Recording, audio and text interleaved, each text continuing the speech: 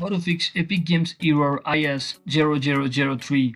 So hello guys, welcome back to my YouTube channel. If you're also facing such error on your Epic Games application, then here's what you need to do first.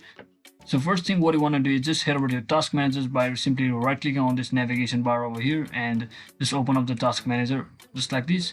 And once you're inside here, just locate the Epic Games launcher just like this and simply int the task of it just like that. And once you do that, just come back to your home screen or your desktop screen, and now simply hit the Windows plus R on your keyboard just like this. Or you can also search in for run from over here.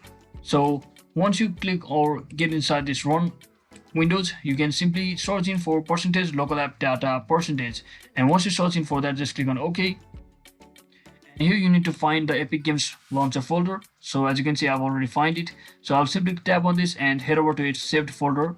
And once you're inside your saved folder, here you may see other files such as temporary files, but I haven't seen that. But what you need to do is, if you locate the temporary files as well, just tap on that particular folder as well as this web case as well. So just delete it from over here.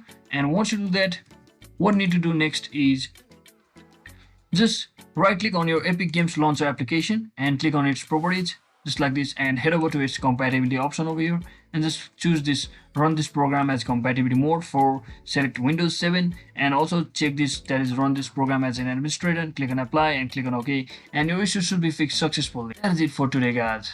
I hope this video was helpful. If it was, don't forget to like and subscribe to the channel. See you on the next one.